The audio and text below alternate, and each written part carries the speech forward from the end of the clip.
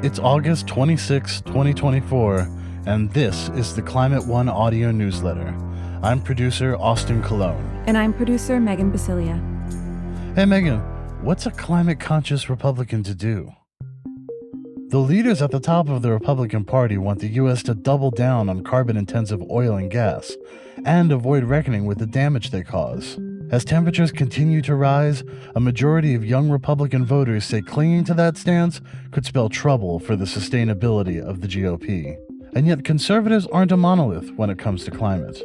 A small wing of the party is warming up to the idea of climate action. The question is, can those Republicans, who take climate seriously, move the needle on bipartisan climate action?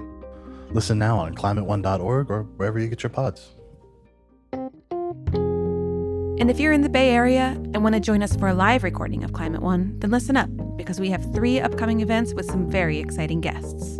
The first one is August 27th at 6 p.m. at the Commonwealth Club, featuring the billionaire investor and climate organizer, Tom Steyer. He'll be in conversation with Climate One host Greg Dalton, and they'll talk about politics, money, and power.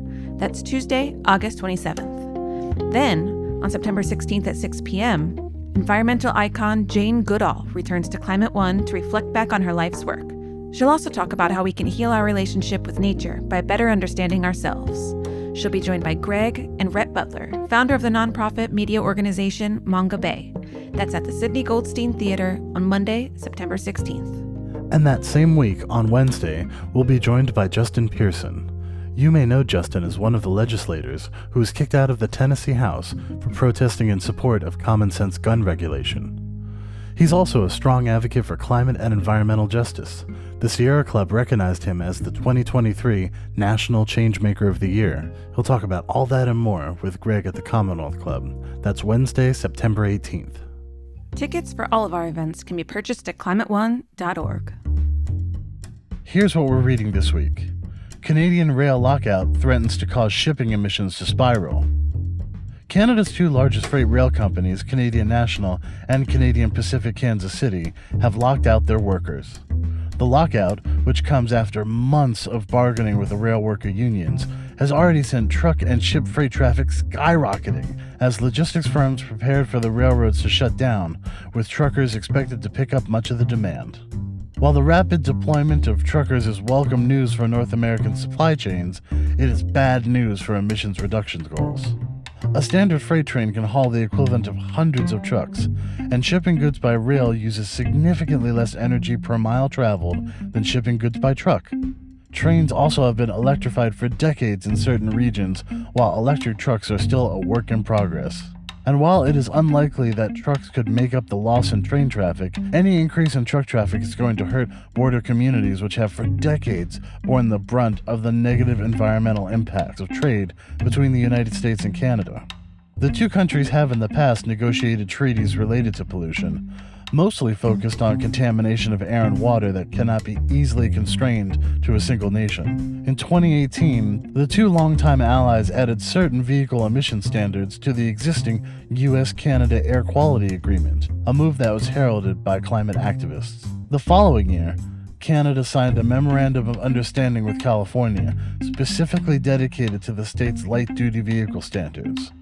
And late last year, the US and Canada announced a new task force focused on decarbonizing cross-border rail traffic.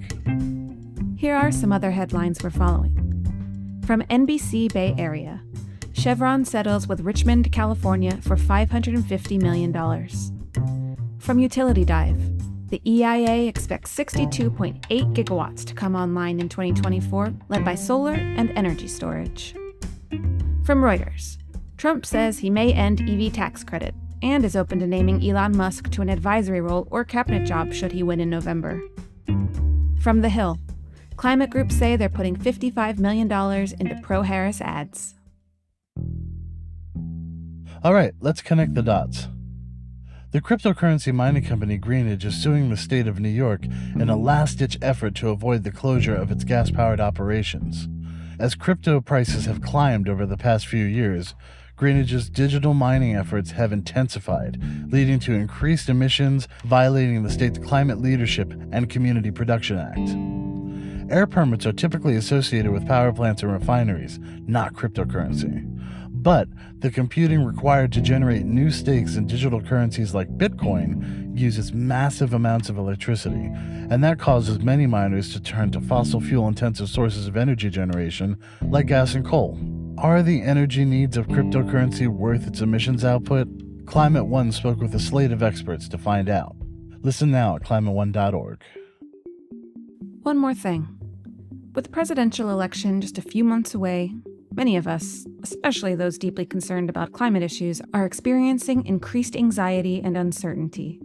If you're finding it challenging to manage your stress or looking for support during this tense time, we want to hear from you. We're inviting you to call in with questions for an expert therapist who will provide insights and practical advice on how to cope. Your question and the therapist's answer may be used in an upcoming episode. Please send us an email at climateone@commonwealthclub.org or leave us a voicemail or text at 650-382-3869 and let us know what you're feeling. And that's it for this week's Climate One audio newsletter. Thanks for listening.